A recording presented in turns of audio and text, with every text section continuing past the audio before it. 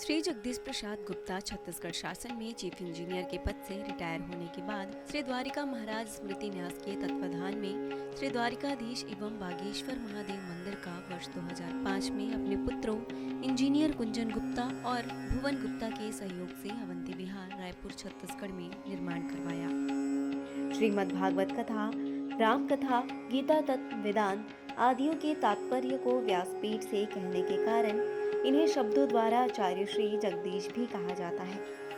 अपना संपूर्ण जीवन परमात्मा की सेवा में दे दिया। आपने परमात्मा भगवान श्री द्वारिकाधीश के दिव्य गुणों और कर्मों को लेकर अभी तक 15 ग्रंथों की रचना की है। इन सभी ग्रंथों को भारतवर्ष के जगत गुरु और महापुरुष संतों के द्वारा आशीर्वाद प्राप्त हुआ है।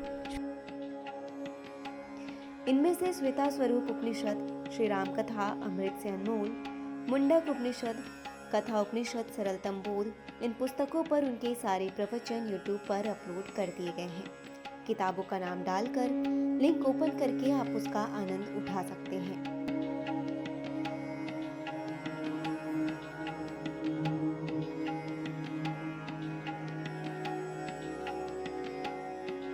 उनके ग्रंथ श्रीमद् भागवत और वेदांत सार के चतुर्थ खंड का अष्टम विचार रामलीला का आश्रय का उद्बोधन सुन रहे हैं आप। हरि ओम।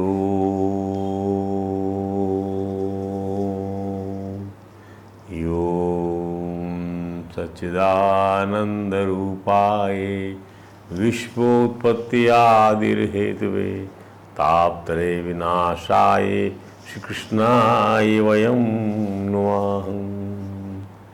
समं प्रशान्तं सुमुखं दीर्घचारु चतुर्भुजं समानकर्णविन्यस्त स्फुरन् मकराकृतकुण्डलं हेमाम्बरं घनश्यामं श्रीवत्सां श्रीनिकेतनं शंखचक्र गदा पद्म वनमाला विभूषितं नूपुरैर्विलसितपादं कौस्तुभप्रभयायुतं द्युमत्किरीट कटक कटिसूत्राङ्गजुदं सर्वाङ्गमनोहरं हृदं कृपाप्रसादेशनं सुकुमारम् अभिध्यायेत् सर्वांगेषु मनो दधतु। वंशी विभूषितकरान् नवनीरदाभात् पीताम्बरात् तरुणबिम्बफलाधरोस्तात् पूर्णेन्दुसुन्दरमुखात् अरविन्दनेत्रात् कृष्णात् परं किमपि तत्त्वमहं न जाने। तप्त कांचन गौरांगी राधे वृंदावनेश्वरी वृषभानुसुते देवी प्रणमामि हरिप्रिये। गुरुर्ब्रह्मा गुरुर्विष्णु गुरुदेव महेश्वरः गुरुर्साक्षात् परं ब्रह्म तस्मै श्री गुरुवे नमः। हो के हम पपीहा पी पी रटा करेंगे तुम स्वाति बूंद बनकर प्यासों पे दया करना। इस तन में रमा करना, इस मन में रमा करना। वैकुंठ तो यही है, इसमें ही बसा करना।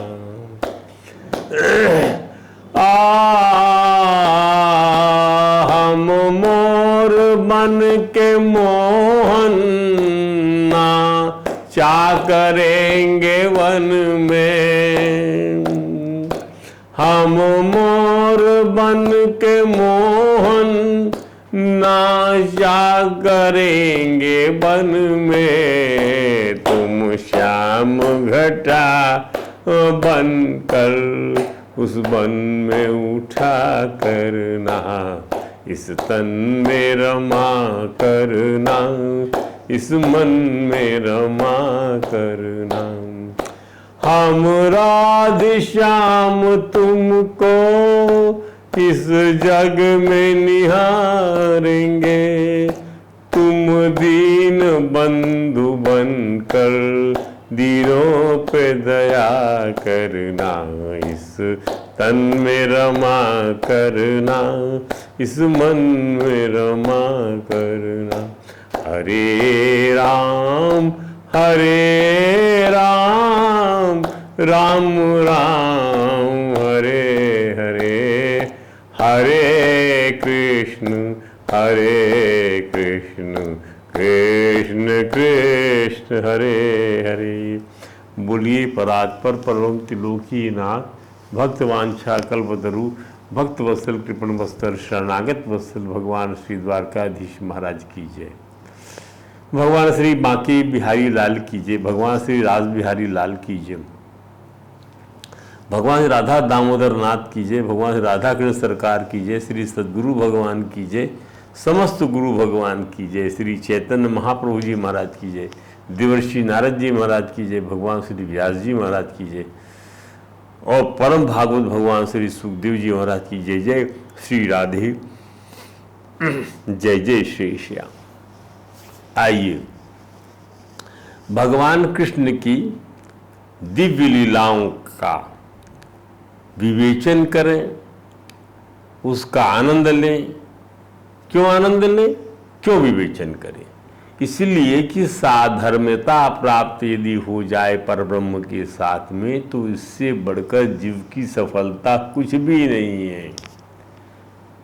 जीव की सफलता इसमें नहीं है कि we are born earn a living raise a family and die.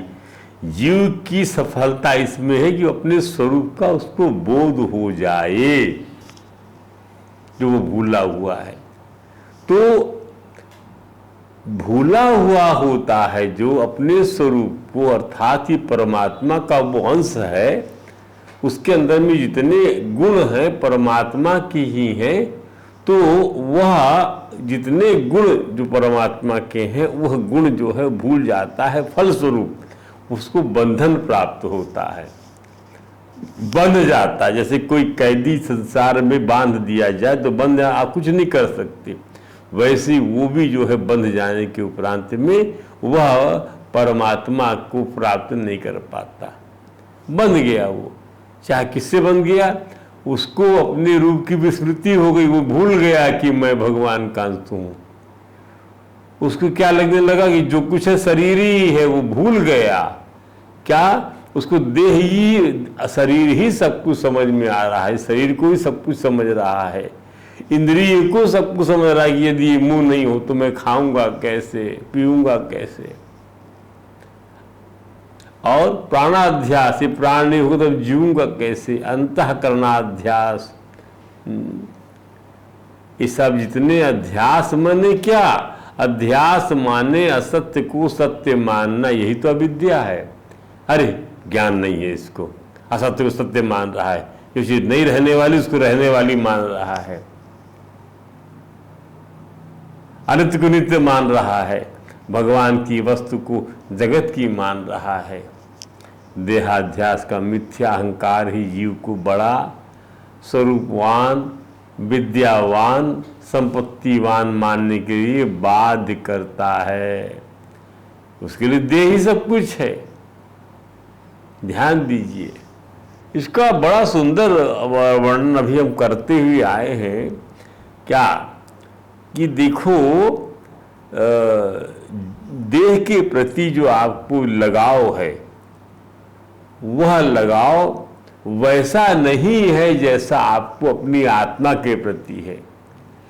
आत्मा जहां श्री कृष्ण है, वही देह का लगाव जो है केवल और केवल जो है आपकी अविद्या है। देहात्मवादिनां पुंसाम राजन्या सत्तमाः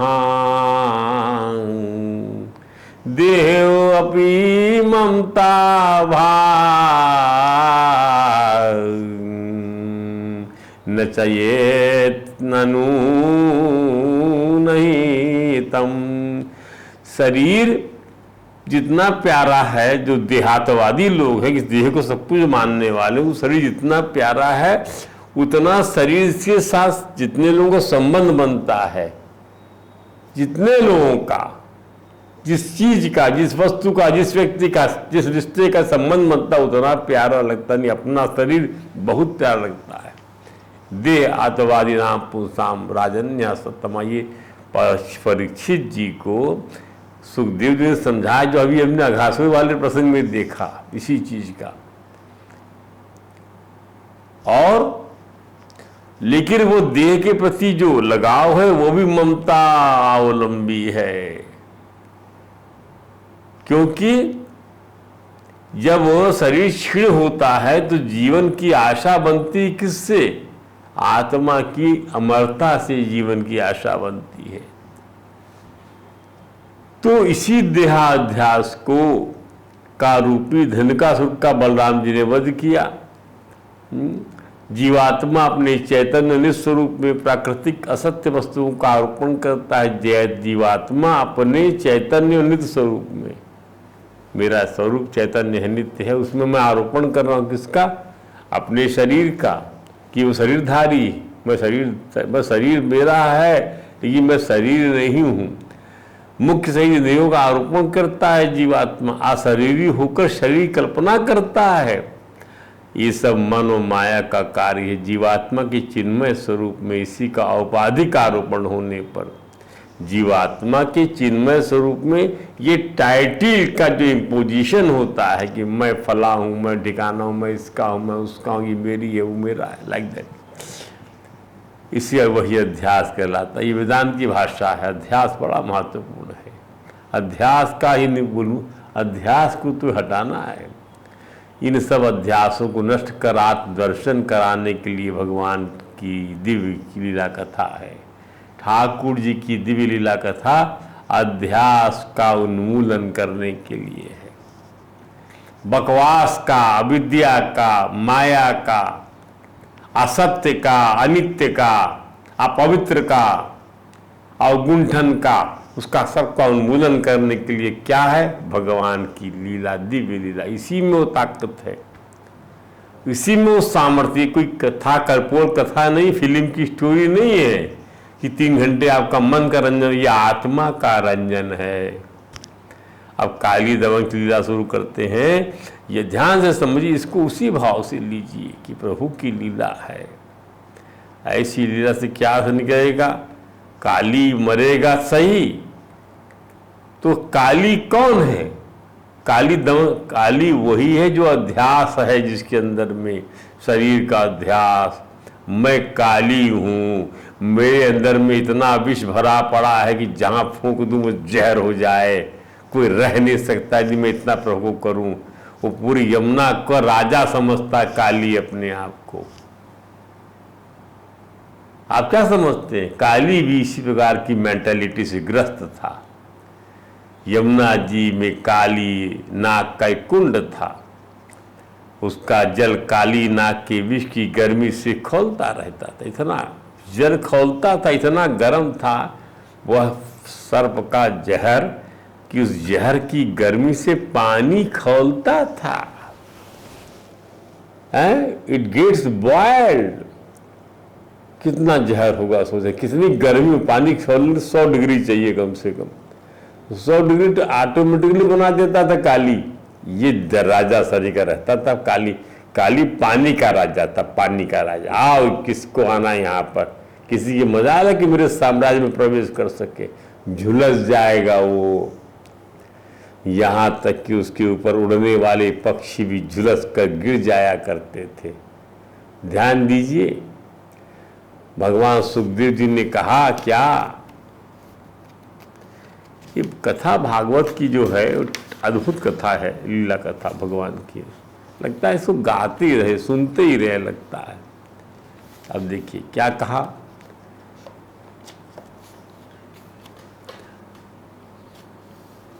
तम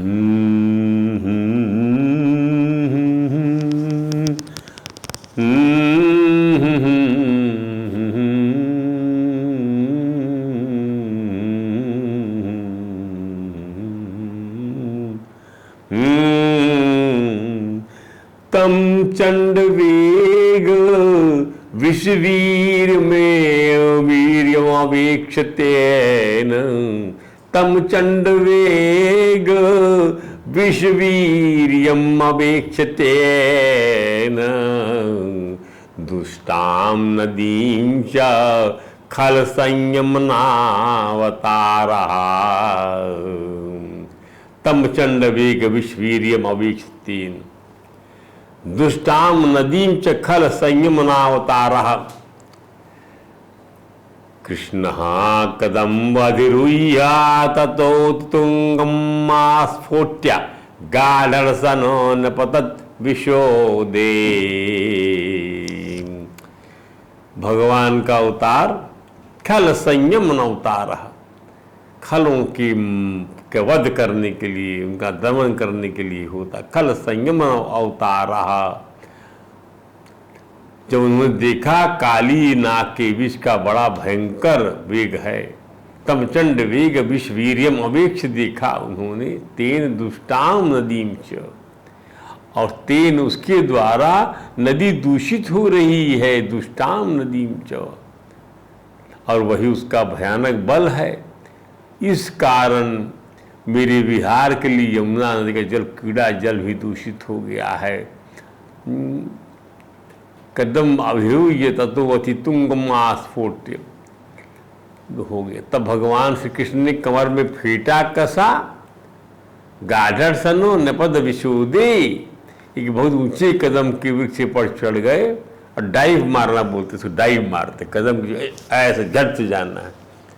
आजकल जो स्प्रिंग लगा हुआ डाइव होता है, देखो भगवान कदम के झाड़ पे चढ़ के डाइव मार रहे हैं यमुना जी में, ताल ठोक कर उस विषैले जल में कूद पड़े। नपद विशुदे, प्रकट में बाल सखाओं के यह लगा कि खेल के प्रयोग में होने वाली गेंद को निकालने के लिए उनके बाल सखा ने विषैले जल में कूद में जंप लगाया है, और मना करने किसी की भी नहीं सुनी। गेंद लेके आना है बच्चों खेल, हमारे साथियों खेलने का। भगवान जल क्रीड़ा का आनंद लेने लगे। उनकी बाल बाहु की शक्ति से यमुना जी की जल में बड़े जोर का शब्द होने लगा। तो डाइव मारा, ओहो ध्यान दीजिए, तो खुद साक्षात भगवान राघवेंद्र बाण से, बाण के दिखाने मात्र से ही पूरा उथल पुथल मच गया था सागर में। काली को ईश्वर ने चौंका दिया। भगवान की डाइव से काली चौंक गया, उसका बल था जल। उसने प्रभु के मनोहर रूप को देखा तो देखता ही रह गया। पर ये तो बात मानना पड़ेगा, आप कितना भी किसी के प्रति द्वेष रखेंगे, राग रखेंगे, पर मान लीजिए किसी का रूप यदि अपील कर जाता है, तो वहाँ कहाँ राग द्वेष रह जाएगा। और भगवान का रूप वो भी देखता रहेगा काली। और अपने स्वभाव के अनुसार दंश के अनेक प्रहार कन्हैया के दिव्य कलेवर के पर कहाँ छोड़ता। जरूर सुंदर तो जरूर है, लेकिन ये जो है मेरा शिकार है स्वभाव। और कन्हैया जी को जकड़ लिया।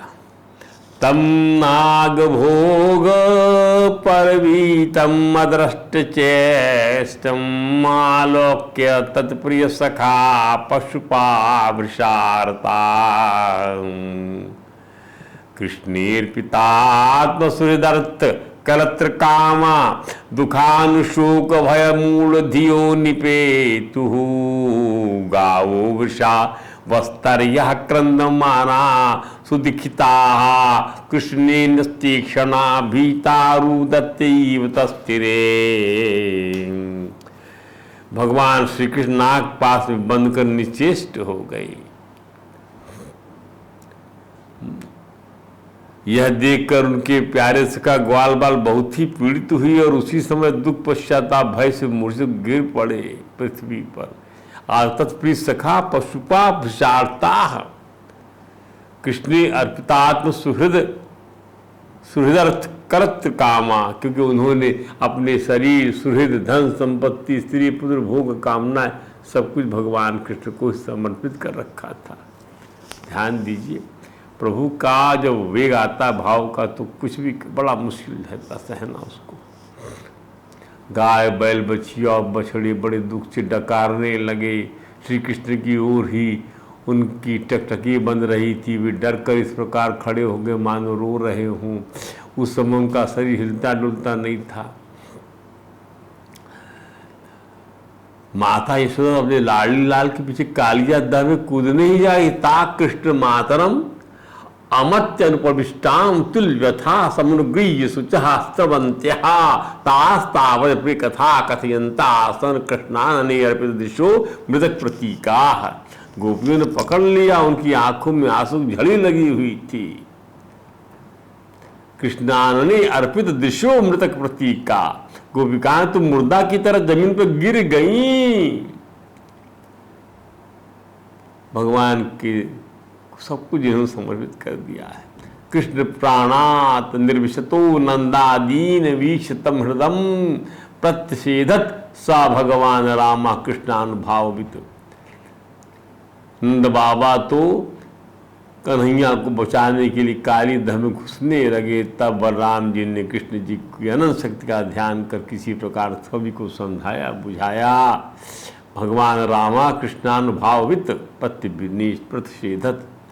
जब भगवान ने सभी को अति दुखी देखा तब वे एक मुहूर्त तक सर्प के बंधन में रहकर बाहर निकल आई।